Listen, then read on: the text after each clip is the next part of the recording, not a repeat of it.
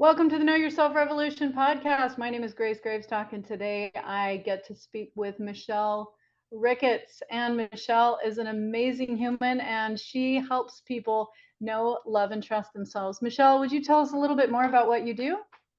Absolutely. Thank you, Grace. I'm so thrilled to be here. And I'm a business consultant and I call myself a value architect. And that really is about helping business owners to add value to their business. So that allows them to do less, to work less, make more money, and be able to not sacrifice their health and their family. And then I like to say they can happy dance regularly. I love it. Everyone loves to happy dance, and I think we're all looking for opportunities to have more reasons to happy dance. Absolutely. Thank you for Absolutely. Yeah. So tell us a little bit more about how you came to do this work, Michelle. A little bit about your hero's journey, maybe a challenge that you overcame. Yes, for sure. I actually started my career in corporate. So I was in media, transportation and logistics, and then financial services on the credit card side for over 35 years. But in that time, I also had an event business that I started in the 90s, and I did different types of events. And I did an event series for entrepreneurs in 2017, 2018. And that really showed me some gaps that entrepreneurs didn't have access to information, and then sometimes they didn't even know what they didn't know. So that really was what spearheaded me into wanting to do more work with entrepreneurs. Plus, I was downsized for the third time, and I said, I'm done with the corporate world. I really wanted to do more with work with entrepreneurs. So that's where my business consulting started.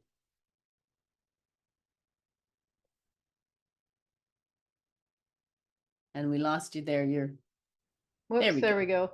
Yeah, so like you, I was also in corporate, so I can appreciate what you're saying. And I love that you were doing kind of two things at the same time. And I imagine that helped you to stay in touch with a different audience than you otherwise would have if you would have just been doing corporate. It did a little bit, but they were really much smaller businesses than I typically work with now. Although I do work with some, I'll say, early stage businesses. But the event series, there was a lot of really small idea and startups, and it was other business experts bringing their tools and tips for them for their business. As I got into consulting, I really leaned into LinkedIn actually, and generating more contacts there that more fit what my entrepreneur avatar looks like. Hmm. Tell us more about that. Who is the ideal person that you can help, and how can you help them? Absolutely. So typically we're working with different business owners and then even executives as well that are, I will say they've been in business for some time. They have a going concern, but they're a bit doing things themselves, not really knowing where they can work less and still make the money. And it's about looking at their processes and their systems and seeing where we can fine tune those in some cases. I find with established businesses, they typically have them set up, but they need fine tuning so that they can then delegate more and outsource and not take as much on their shoulders. So that's the first step. We look at their tech. So how can we add efficiencies? And this is where my twin brother's brain comes in. I do a lot of that as well, but he just takes it to a whole new level. And we make sure that they're using things that are collaborative tools and tools that add efficiencies to their business and to their time, maximizing their time in a day. I look at their scheduling, their time blocking, that I call it, so they can be able to have that reference, taking things out of their head. I've got to do this, I've got to do this, and really getting it all down in a calendar, hopefully electronic. And then we also will help them develop their intellectual properties, making sure they've got their talking points, their call to action, their landing pages, explainer videos. We help them create all that and really put a strategy together that is going to help them move forward and be able to start to have them doing less, taking more time back, and getting towards that happy dance. I love that. Yeah, it seems like we all wanna do less and earn more and have Mhm. more free time, and honestly, with the way we've been working, most of us, it's not really sustainable. It's not long-term healthy. So I love that you're talking about systemizing and putting into play collaborative tools, things like that, that anybody can do, and most people just don't take the time to implement. So Absolutely. when you talk about that, the first thing that comes to mind is AI. And I know Mhm. that a lot of the listeners that I have are getting their professionals who have been laid off due to technology changes. My background in corporate communications and change management was often about automating mundane processes for my clients, and that would eventually lead in many cases to less jobs. And so it's ironic that I spent so much of my career doing that, and then now I'm on the other side helping people who've been laid off or who Mhm. are going through a career transition. But I just want to address the AI thing because I think there's a lot of mixed feelings that people have about it. Yes. In some ways it's super amazing, all the things we can do, and of course there's fears around it. But how much of what you suggest for small business owners is AI? And I love that. And you're right. There's a lot of confusion about it. And there's fear. Like anytime we don't know something, people are fearful about it. That's usually the human reaction to it. And what my brother and I both talk about with respect to AI is not to be afraid of it, is to see how it can enhance your business. And that's how we approach it. So typically, where you could do 5 or 10 things for a client, now maybe you can double that.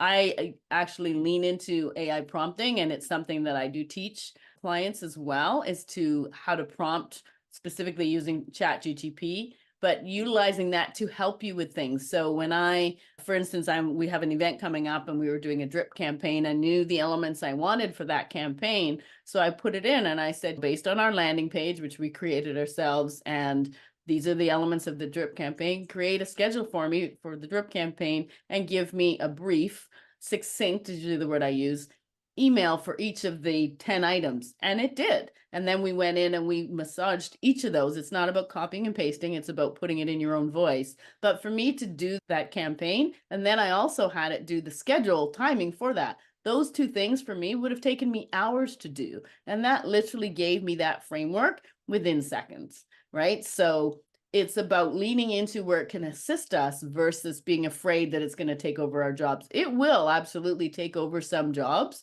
but it's looking at, okay, what else can I do differently? What different job can I do? What is something that I enjoy doing, and finding that other thing. We get a little bit stuck on, this is, you and I have been in the corporate worlds. If I was stuck on what I was going to do, I never would have been in 3 different industries, right? You reinvent, you relearn. And today, if you're over 25, you're not staying anywhere for any length of time. I encourage younger people to stay in something 2 or 3 years so you learn and you take that expertise from those that have gone before you. But there's no lifers anymore. So it's a Right. matter of learning what you can and from each experience, and then moving on from there. So with that in mind, the more we can lean into AI to learn and help us and get guidance and framework and ideas, it's helpful, opposed to thinking of it as a detriment. Absolutely. Yeah, that makes sense.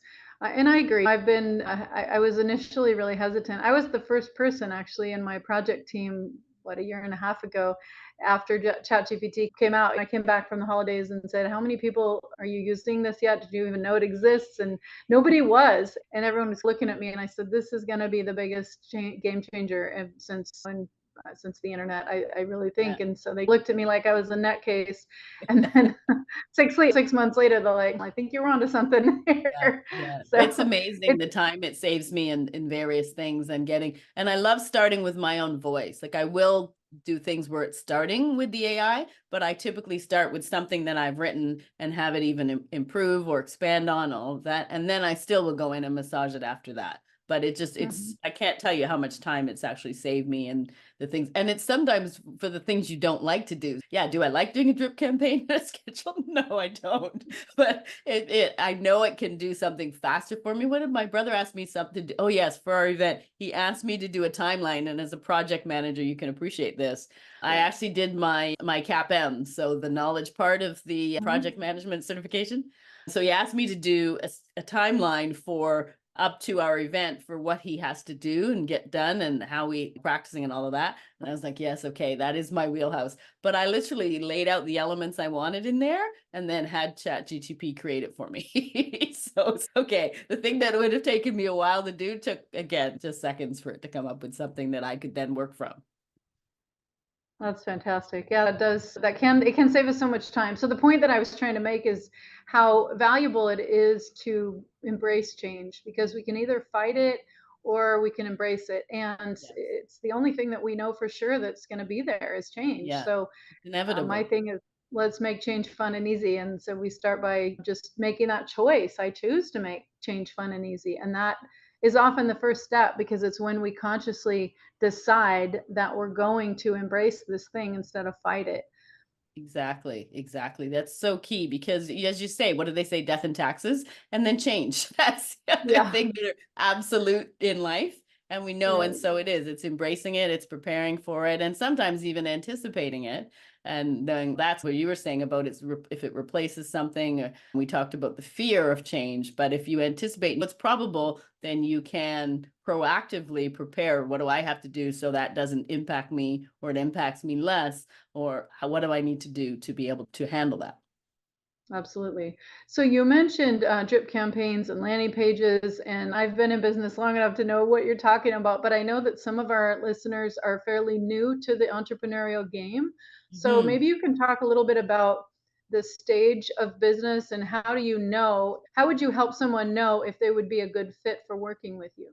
So it really is wherever they are in business. So as long as they have something that's already a going concern, they're making some revenue, we can work with them because we help them look at their strategy. We help them look at their foundation, not necessarily in that order rather, but it's saying that foundation. And I tend to be the incubator piece of it. So it's the foundational, it's the part my brother says is not the fun stuff, but you've got to have that in place. You can't build a house without putting the foundation and the walls up first. You're not putting on the roof to start with. It's the same with your business. So we do those foundational pieces.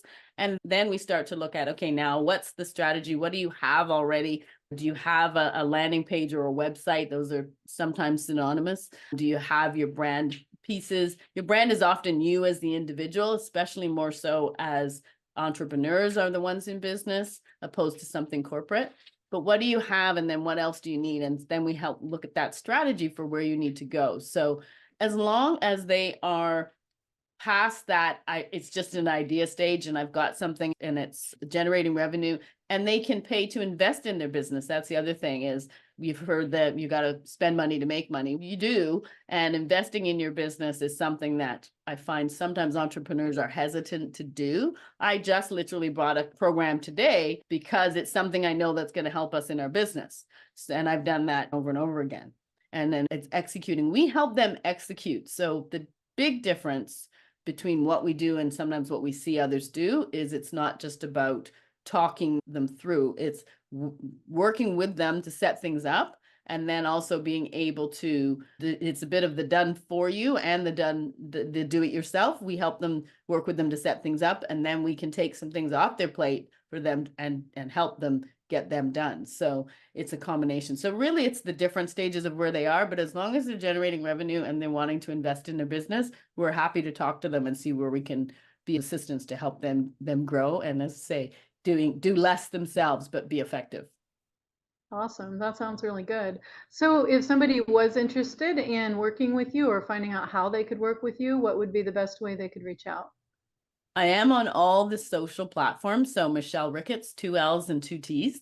And then also Cohesion Services. And if you're outside Canada, if you want to put Canada in on a search, it'll come up more easily, and I'll come up more easily. But cohesionservices.com as well. They can reach out to me that way. And if you're interested, I can give you the information to put with your podcast so that they can connect with me through your podcast as well. Absolutely. Yeah, we'll put it in the show notes. So excellent. Thank you, Michelle. So, one last question, and this might be a little bit of a curveball, but I've been told recently, like in the last week or two, another entrepreneurial friend and I were talking about future trends.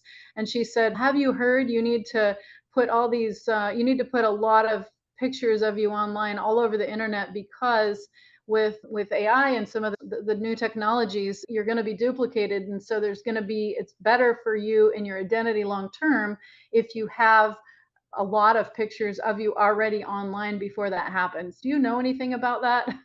I would say that's a very pretty bold statement for somebody to make, but it is somewhat true. Yes, there will be duplicates of us, but it's one of those things that if we worry about everything like that we think is going to happen, then it's taking your focus away from the things that need to happen. So if you're putting yourself out there, if you've got your content online, normally just keep doing what you're doing, and we'll address that type of scenario as it comes up. There will be, I mean, unless we're talking celebrities, I think for the rest of us right now, until we become a celebrity, I don't know that anybody's looking to duplicate us, but it may be in ads or something of that nature. And at the end of the day, we can't stop it. So I wouldn't fear about it. I wouldn't necessarily go putting more of yourself out there for that reason, but you want to be out there so you control your brand, you control the sites that you're on, and look at your privacy and security of your platforms as well. So people can't steal who you are and steal your identity. And that's a whole other conversation. But you really want to make sure that you're not letting fear of what might happen stop you from doing what you want to do, need to do today for your business. Right. Okay. Thank you so much, Michelle. I love that you're helping people express themselves more boldly, more efficiently online, and helping them systemize and streamline and maybe outsource. You didn't mention that, you didn't say much about that, but I guess that could be part of your assessment if somebody needed that. It is exactly. That's what part of what we do is outsourcing and helping them. And Digital Samurai, which is the IP side of the business, it would be outsourcing to work with them as well. And I talk about and look at using virtual assistants, contractors. There's lots of different ways you can take things off your plate. So very key for any entrepreneur. Excellent. Yes, we all want to have more free time to do the things that we love doing and that we're here to be and do, rather than doing the things that just weigh us down, that need to get done. And that why not outsource? Why not use technology? So thank you for helping make that easier, Michelle. Together, we can positively impact 5 billion people by 2025, creating a world where we all listen to our own internal guidance system and we learn to be sovereign beings, to stop being codependent, stop being giving away our power, and standing in our full authority and in our sovereignty. And we can do that when we're interdependent and when we are self-sufficient. And so having a business is a great way to do that. So thank you for helping us in the know yourself revolution, just by being here, by offering your service, by sharing your frequency. Michelle, you are part of a larger movement, as I'm sure you're aware. Thank you so much for helping to create the world that I think we all want to live in. My pleasure. So happy to be your guest. Thank you for the opportunity.